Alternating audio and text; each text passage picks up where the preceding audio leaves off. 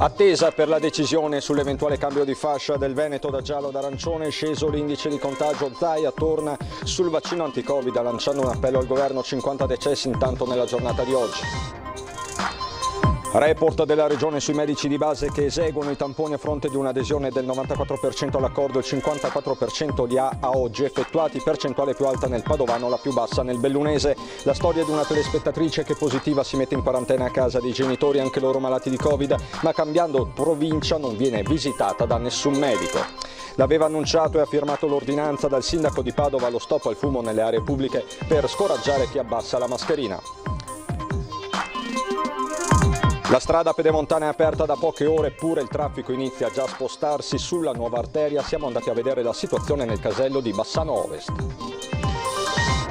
Maxi sequestro di droga dei carabinieri a Sandona di Piave. Nel piano mansardato della sua abitazione un 31enne albanese nascondeva 4 borsoni con oltre 30 kg di marijuana.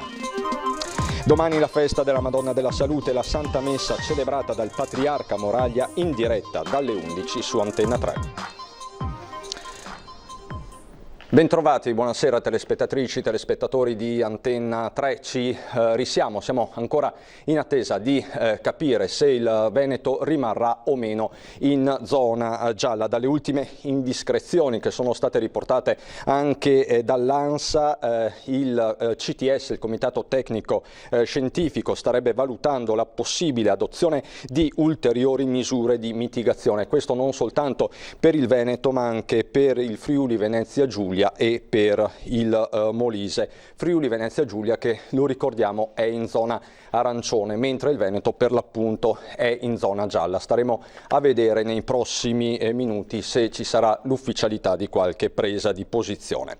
Intanto i dati della sera: siamo arrivati complessivamente a 2.818 casi di positività nelle ultime 24 ore, 1.370 solo nella giornata di oggi, come potete vedere anche dal report di Azienda Zero con la regione del Veneto. Boom a Padova con 665 nuovi infetti, Venezia 523, Vicenza 527, seguono Treviso 489, Verona 348, Belluno 183, Rovigo 51. Stabile il numero delle terapie intensive che aumenta di una sola unità, 291. Continuano a premere invece, continua a essere elevato il numero di posti letto nella cosiddetta area non critica, 2280. Questa quindi la situazione, con i dati che sono stati poi comunicati oggi dal governatore Zaia sul fronte dello screening, della diagnostica, che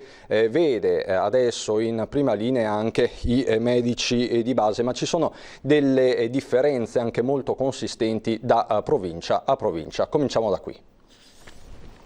Di 3.007, 1.618 fanno tamponi. Quindi non era proprio un'eresia pensare che si potesse fare un bel accordo e un bel percorso con i medici di base. A dimostrarlo, del resto, sono i numeri con 2.319 test giornalieri effettuati, dato che sconta divari anche importanti da provincia a provincia, come si vede dalla tabella. A Belluno, per esempio, l'adesione è del 9%, a Padova dell'83%. Treviso al 28%, significa che meno di 3 medici di base su 10 nella Marca effettuano tamponi. A livello regionale il dato si attesta sul 53,8%. L'obiettivo dichiarato comunque è arrivare ad un allineamento. Certo, nel medio periodo non si riuscirà più a garantire la remunerazione pattuita a livello nazionale proprio con i medici di base. Noi abbiamo già stanziato un paio di milioni di euro per dare altri 100.000 tamponi ai nostri medici di base, per riuscire ad esaurire almeno questa fase fino a dicembre.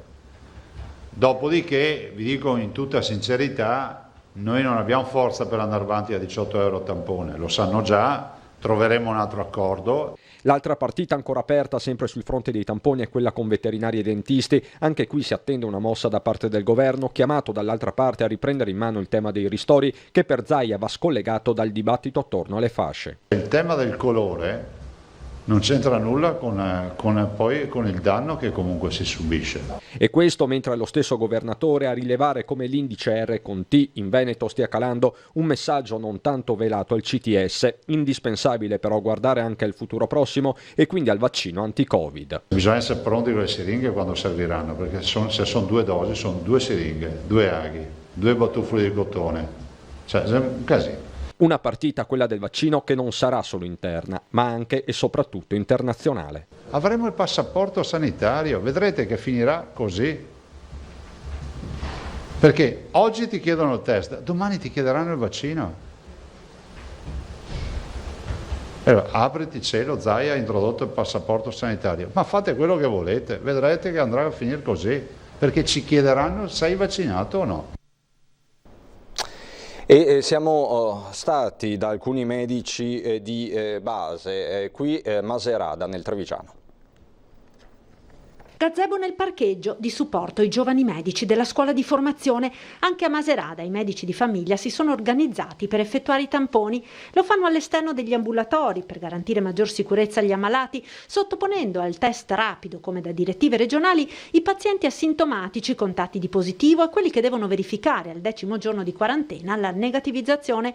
Il flusso di richieste è continuo. Abbiamo dei contatti di continuo, cioè delle persone che ci contattano di continuo, quindi l'attività deve essere fatta quotidianamente e noi le stiamo facendo. Per ora abbiamo ricevuto 20 tamponi che io sto esaurendo, insomma in questi giorni hanno detto che ci arriveranno delle ulteriori dosi. Il dottor Di Daniel, che è anche presidente dello SNAMI di Treviso, è stato uno dei primi nella Marca ad avviare il servizio, ma non nasconde qualche preoccupazione anche per l'incremento dei contagi. Sta dilagando un po' la situazione, quindi sicuramente non riusciremo a stare dietro alla domanda, perché a meno che non vengano tante scorte di tamponi, vedremo, insomma, però sicuramente i 20 che ci hanno dato a testa, perché io adesso in questo momento ne ho 60, si esauriranno in breve tempo per i 3 medici, no? Però hanno detto che ce ne riforniranno ancora, vedremo. Innegabile la soddisfazione dei pazienti sospetti positivi che preferiscono essere seguiti dal proprio medico. Il rapporto confidenziale che c'è tra medico di famiglia e pazienti è unico, perché chiaramente noi abbiamo un rapporto, io sono medico in questo paese da 30 anni, per cui i miei pazienti mi conoscono, siamo cresciuti insieme praticamente con le loro famiglie. È chiaro che preferiscono venire qui, però noi dobbiamo continuare a seguire i pazienti neoplastici, bronchitici cronici, diabetici, e che è un'attività impegnativa e non vorremmo mettere da parte questa attività, insomma è chiaro. Se la cosa dura un mese è un conto, se comincia a durare tanto tempo bisogna trovare delle soluzioni alternative, perché la gente ha bisogno di essere seguita anche per tutti gli altri problemi. Da un lato i medici di base, dall'altro i pazienti. Questa è la storia davvero paradossale di una nostra telespettatrice. Sto vivendo attimi di paura e di preoccupazione, perché ho il papà ricoverato a Sant'Orso, la mamma anziana, anche lei positiva, e io positiva al Covid. Chiede di rimanere anonima, ma vuole raccontare la sua storia per ricevere risposte. Chi ci parla al telefono è una nostra telespettatrice, ha 36 anni e vive a Galliera Veneta. La scorsa settimana i suoi genitori anziani, che vivono a Tezze sul Brenta, provincia di Vicenza, sono risultati positivi al tampone rapido, diagnosi confermata anche dal test molecolare. 2 giorni dopo anche lei risulta positiva, mentre il marito e i figli di 9 e 8 anni fortunatamente sono negativi. Per tutelare la famiglia e contemporaneamente assistere i genitori anziani si trasferisce a casa loro, un gesto di buon senso che si scontra però con la burocrazia. Eh sì, perché trasferendosi di provincia si cambia USL e quindi da giorni chiede di essere visitata senza riuscirci. Il mio medico di base non può mandare nessuno, in quanto io residente a Galliera in provincia di Padova, non può mandare nessuno qua in provincia di Vicenza, dove sono adesso, perché non c'è competenza territoriale, e dalla provincia di Vicenza non possono mandare nessuno perché non sono residente da loro. Ad oggi non è uscito nessuno a visitarmi, quindi mi hanno dato delle cure via telefono. Sinceramente sarei più tranquilla se mi controllassero una visita. Il medico dei genitori e l'USCA di Bassano telefonicamente le hanno dato indicazioni, ma il suo medico di base, che è nel Padovano, non può prescriverle dei farmaci senza averla mai visitata. Non se ne parla nemmeno, che non prescrive nessun medicinale tranne l'antibiotico e che loro non possono dirmi di fare queste cose senza visitarmi. Una situazione kafkiana, surreale, se non ci fosse la paura per la salute. Il prossimo tampone è previsto per il 24 di novembre, ma nel frattempo la 36enne è preoccupata. Chiedo che vengano a visitarmi, capire se sto andando a migliorare, visto che dei giorni sto meglio, dei giorni sto peggio, e avere un attimo di tranquillità, di certezza dal punto di vista clinico. E in queste ore c'è da registrare l'attacco davvero frontale del governatore campano De Luca nei confronti del collega veneto Zaia. De Luca ha parlato di iniziative sconcertanti parlando dei tamponi fai da te promossi da Zaia. Il mio amico presidente del Veneto, dice De Luca, ha fatto una dimostrazione. Ora questa è un'altra delle cose che non si spiegano. La validità dei tamponi la deve fissare l'Istituto Superiore della Sanità e il Ministero della Salute. Se ti inzeppi, testuali parole, il cotton fioc nelle narici rischi di perforare la membrana. Queste le parole sempre molto colorite del governatore De Luca. Vediamo se e come risponderà il governatore Zaia. Come annunciato, il sindaco di Padova ha firmato l'ordinanza che limita il fumo nelle aree pubbliche. Vediamo. Non abbassiamo la mascherina per fumare. Se uno vuole fumare va da solo a 3 metri di distanza.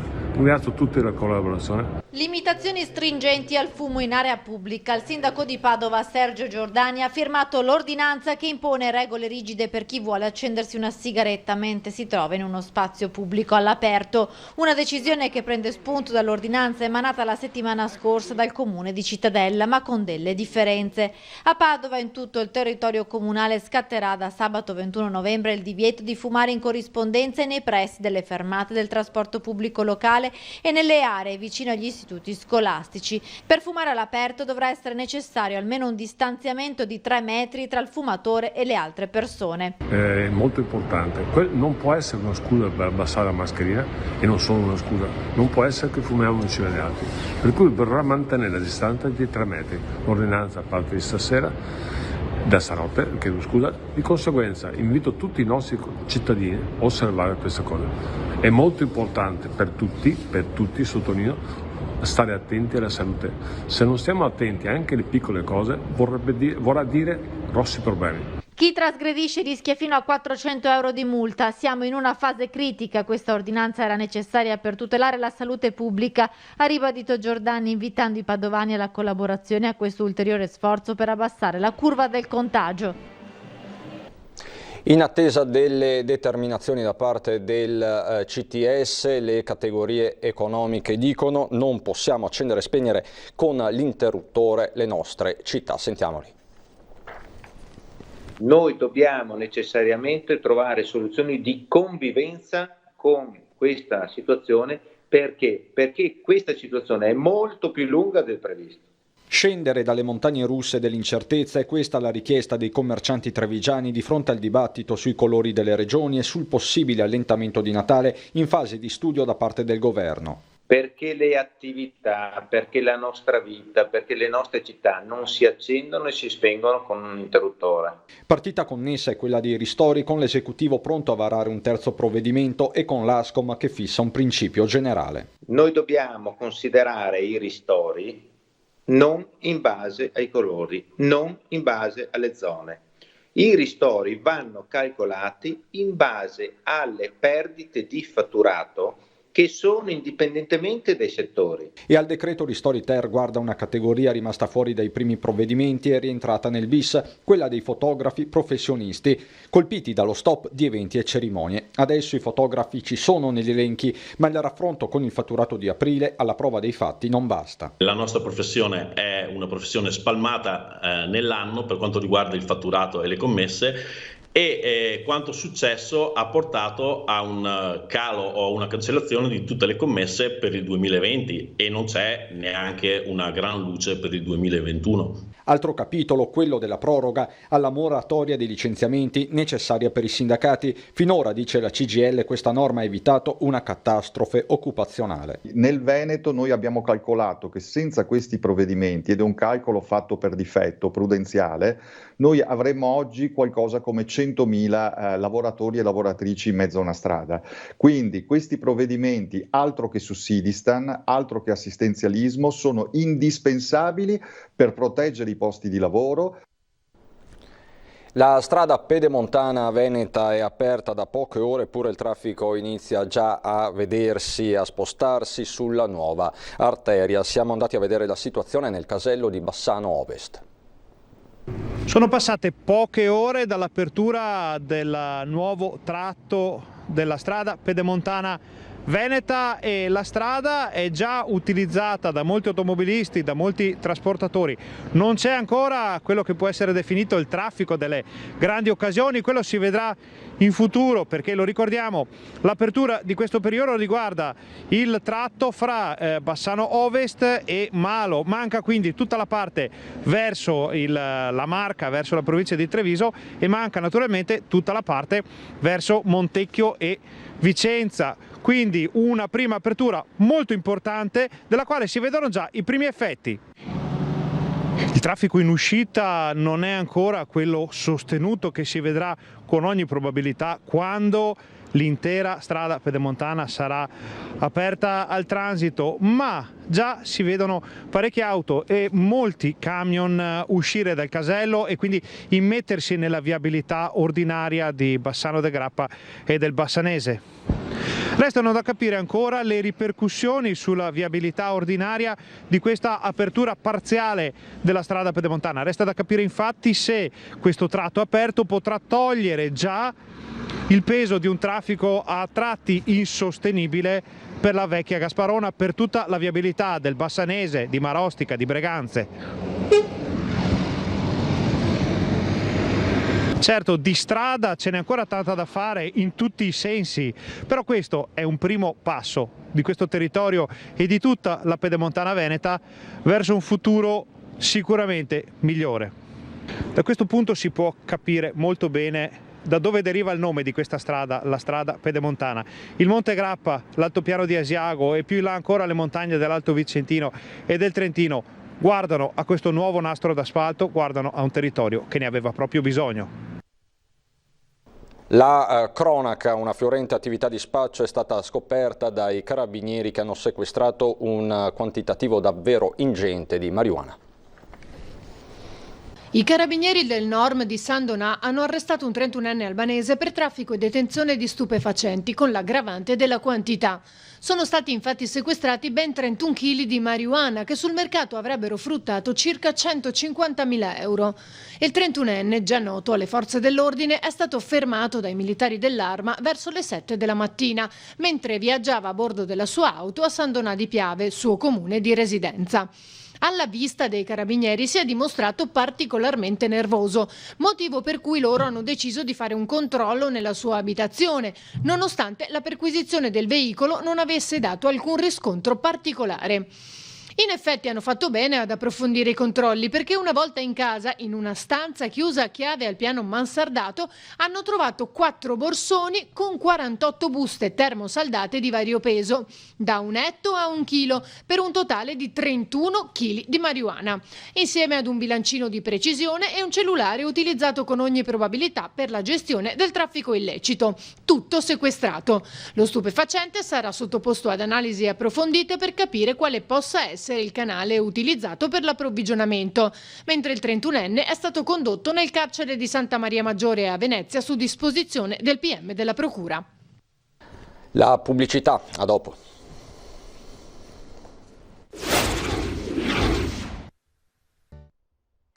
Di nuovo in studio con la pagina politica e i 2 importanti emendamenti presentati in queste ore dal senatore Dem Ferrazzi.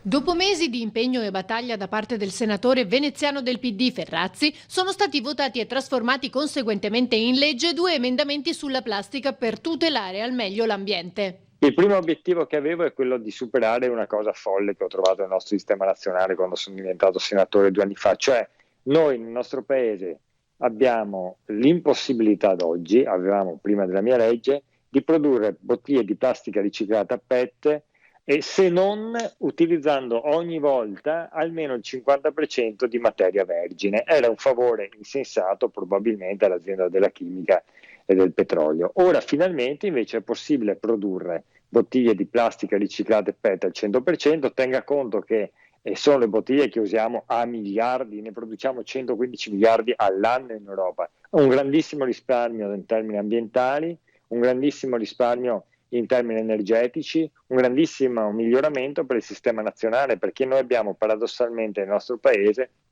tra le migliori aziende al mondo che fanno bottiglie di plastica riciclate. Questi macchinari non potevamo usarli nel nostro paese, ma li vendavamo ad Atlanta piuttosto che al Giappone, piuttosto che al Brasile. Una insensatezza che grazie a Dio abbiamo superato con questo primo emendamento. Il secondo riguarda una questione già affrontata più volte e che ora diventa realtà. E vietiamo da luglio del prossimo anno nel nostro paese la produzione, dunque il consumo di i cosiddetti prodotti di plastica monouso, cioè i bicchieri, quelli usa e getta, le posate, i piatti, i cotton fioc, le cannucce di plastica, eccetera, eccetera.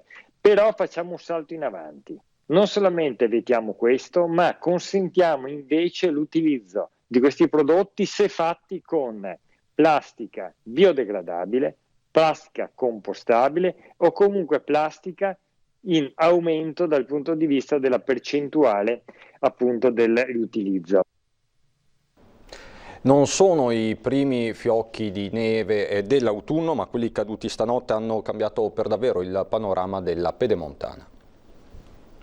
Dopo un autunno finora molto asciutto e con temperature gradevoli, sulle nostre montagne si è affacciato l'inverno, che ha imbiancato nella notte il profilo di tutte le prealpi sopra quota 1400. Dal Cesène, passando per il Tomba e fino al Monte Grappa, il panorama ha iniziato a cambiare profilo e colori. In più c'è il calo delle temperature, specialmente le minime, a segnare il passaggio alla stagione fredda. Di sciate ancora non si può parlare, sia per lo spessore minimo del manto, sia perché il Covid tiene chiusi gli impianti di risalita. Domani la festa, sempre molto sentita, della Madonna della Salute, una celebrazione evidentemente particolare in questo 2020 dell'emergenza Covid che ha visto annullare il ponte votivo per la prima volta, e allora domani Antenna 3 darà la possibilità ai tantissimi fedeli che non potranno assistere per ragioni di sicurezza alla Santa Messa celebrata dalla Patriarca Moralia di esserci ugualmente, grazie alla diretta che dalle 11 sulla nostra emittente racconterà passo per passo la cerimonia. Appuntamento alle 11 dunque su Antenna 3 con le celebrazioni della Madonna della Salute. Non ci resta altro che vedere insieme le previsioni del tempo. Vi ringrazio per l'attenzione e buon proseguimento di serata.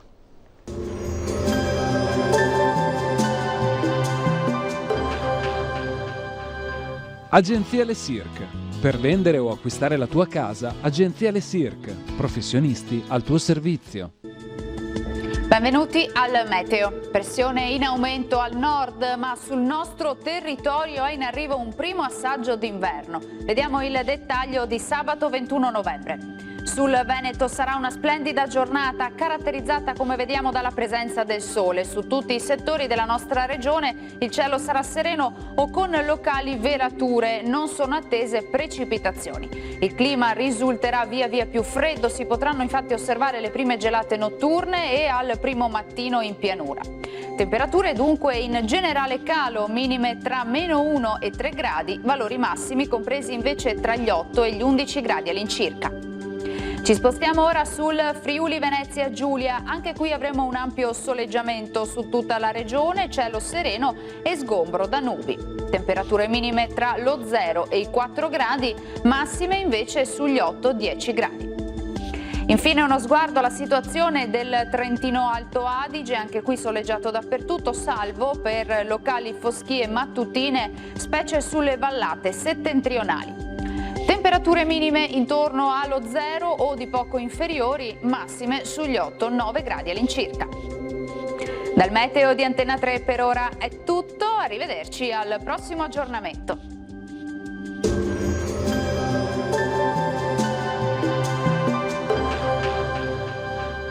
Agenzia Le Cirque. Per vendere o acquistare la tua casa, Agenzia Le Cirque. Professionisti al tuo servizio.